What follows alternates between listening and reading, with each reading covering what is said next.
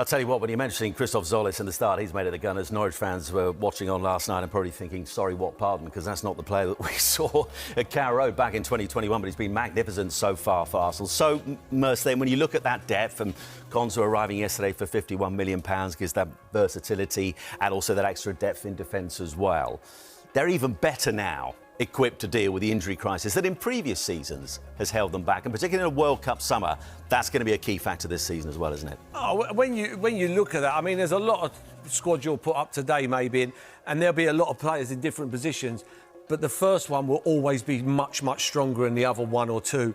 When you look at that Arsenal one, they are strong. I mean, I looked at the first back four, and then you looked at the one underneath. Yeah. That walks, every one of them walk into Man United's team. Yeah. They all walk into, look, White, Mascaro, Konsa, Nketiah. I think you take that as, if you were Man United today, you'd take that, in my opinion. Yeah. And then you look at... exact same.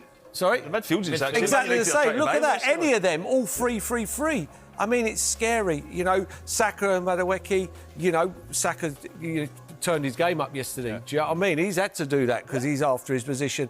Yeah, I think that's good enough to win the Premier League.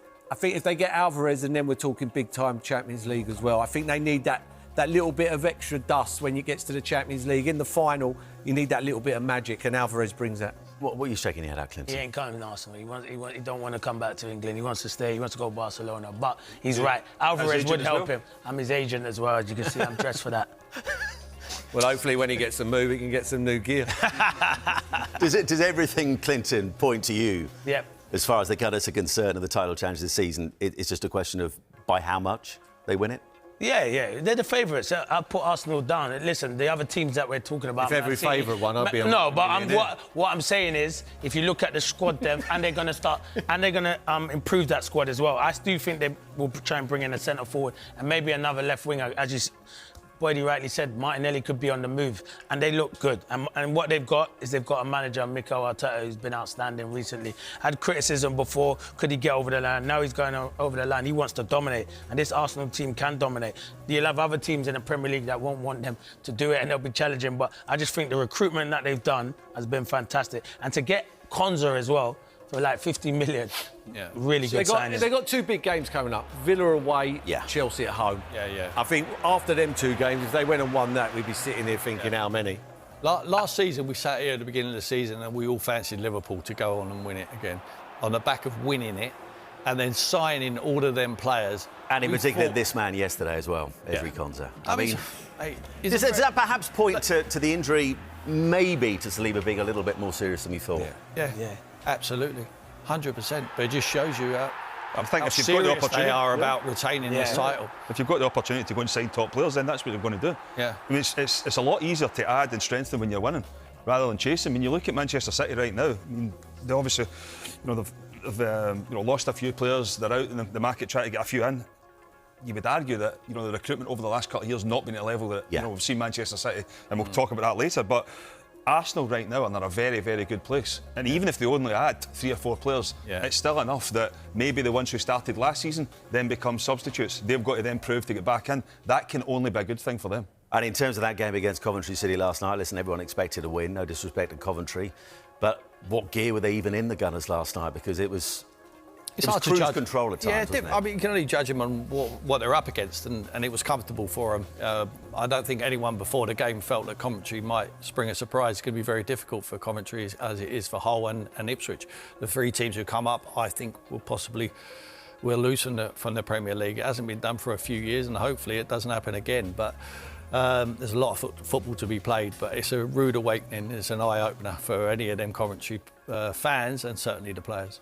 Of course, the player that is being heavily linked with a move to Arsenal is Julian Alvarez of Atletico Madrid. Gary Jacob, journalist, saying that Arsenal intensifying their efforts to try and sign Julian Alvarez. Fabrizio Romano yesterday claiming that Arsenal have made contact with Atletico to discuss Alvarez's conditions. What's it going to take to get him out of Atletico Madrid? How much is it going to cost? We know it's going to be a lot. He claimed that there was a direct meeting which took place in London between Atletico's director, Matteo Alemany, and Arsenal. That is very significant that they are talking directly now to Atletico. We know that Alvarez wants to leave. I spoke about it on the show yesterday, how, you know, even the fans now have turned on Alvarez, sticking up signs, calling him a traitor and saying that they don't want him to be at Atletico no more. And Atletico is one of those clubs that if you ain't got the fans behind you, you're in big trouble. Are they going to sell him to Arsenal? That is the big, big question. Does he want to come to Arsenal? That's the other question. Marca, the publication over there, the Spanish publication, claiming that Alvarez only wants to move to Barcelona. He's not interested in coming to London. But then you see other reports that are saying that he would be open to a move to Arsenal. Which one is it going to be? And is Victor Gyökeres part of some sort of swap deal? And was that the reason that he was left out of, you know, the starting lineup of yesterday's game and didn't even get any minutes in the game at all?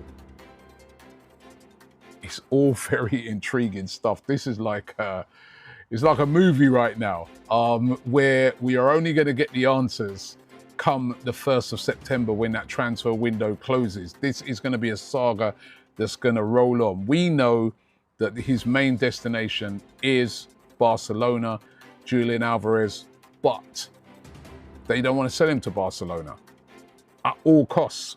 But honestly, you just don't know how this one's going to end up, because it's all going to come down to two things. Alvarez, will he weaken his stance and maybe just stay at Atletico? That's option one.